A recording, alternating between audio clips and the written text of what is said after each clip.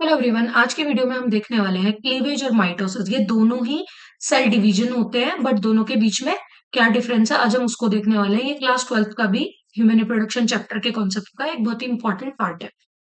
अगर हम क्लीवेज को देखें, क्लीवेज मतलब कहाँ होता है?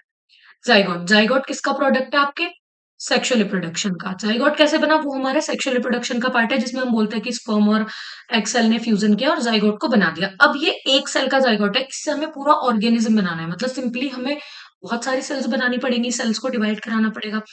इस जाइगोट के अंदर सबसे पहले ये एक सेल था, अब ये डिवाइड होके दो सेल बन गया, फिर ये और डिवाइड होके 4, 8, इसके आगे भी 16, 32, ऐसे करते करते ये आगे तक अपनी सेल्स बढ़ाता जाएगा। बट अगर आप एक चीज ऑब्जर्व करें, साइज। आप जाइगोट का साइज ऑब्जर्व करें, जब उसमें एक सेल है, जब उसमें दो सेल आई तब भी सेल साइज उसका सिमिलर लग रहा है, 4 सेल आई तब भी साइज सिमिलर लग रहा है, और 8 सेल आई तब भी सिमिलर लग रहा है।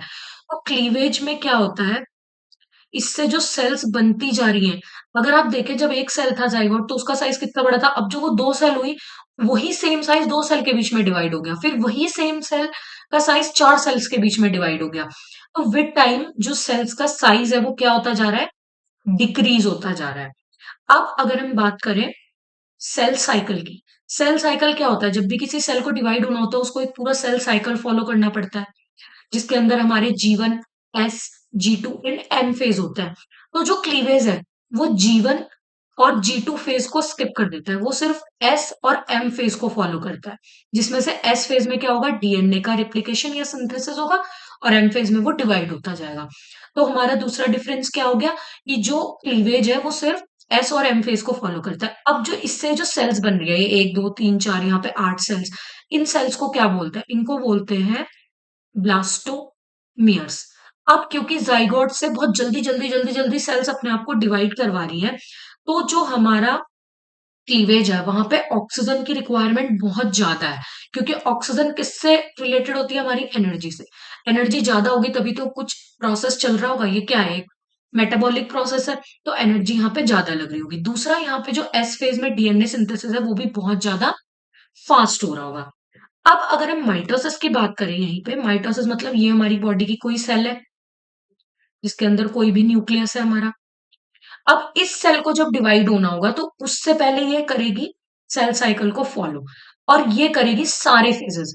ये G1 फेज में ग्रोथ करेगी, साइज को इंक्रीज करेगी, उसके बाद एस फेज में डीएनए का रिप्लिकेशन करेगी, उसके बाद G2 फेज में जो बचे हुए ऑर्गेनेल्स थे उनको, उनके बारे में जो भी उनका रिप्लिकेशन या उनका डबलिंग होना था वो सब होगा, और लास्ट में एम फेज करके डिवाइड हो जाएगी।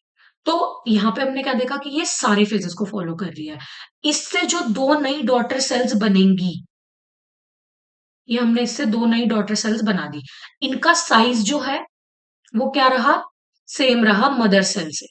जो सेल डिवाइड हो रही होती है उसको हम बोलते हैं मदर सेल, और जो नई सेल्स बनती हैं उनको हम बोलते हैं डॉटर सेल्स। और यही डॉटर सेल्स को हम क्लीवेज में क्या बोल रहे थे? ब्लास्टोमियर्स। तो इनका साइज सेम होगा, क्योंकि उतना फास्ट प्रोसेस नहीं है तो यहाँ ऑक्सीजन की रिक्वायरमेंट भी क्लीवेज के कंपैरिजन में कम होगी, डीएनए सिंथेसिस भी स्लो होगा। ठीक है, तो यही सारे डिफरेंसेस को हमने टेबल की फॉर्म में मेंशन कर दिया कि क्लीवेज कहाँ होता है आपका? जाइगोट के अंदर, और उसके अलावा जितनी भी बॉडी की सोमेटिक सेल्स है उनके अंदर होता है माइटोसिस। इसके सेल साइकिल में सिर्फ एस और एम फेज होंगे, और यहाँ पे G1, S, G2 and N सारे फेजेस होंगे। इनसे जो सेल्स बनती है उनको हम ब्लास्टोमियर्स बोलते हैं, इनसे जो सेल्स बनती है उनको हम डॉटर सेल्स बोलते हैं। यहाँ पे ऑक्सीजन की हाई रिक्वायरमेंट है, यहाँ पे ऑक्सीजन की लो रिक्वायरमेंट है। इनमें जो ब्लास्टोमियर का साइज है वो डिक्रीज होगा, और इनमें सेम रहेगा, कांस्टेंट रहेगा। यहाँ डीएनए सिंथेसिस स्लो होगा और यहाँ पे डीएनए सिंथेसिस फास्ट होगा। आई होप ये सारे पॉइंट्स आपको क्लियर हो गए होंगे। अगर ये वीडियो आपको अच्छी लगी तो वीडियो को लाइक कर देना एंड चैनल को सब्सक्राइब कर देना। Thank you, bye bye.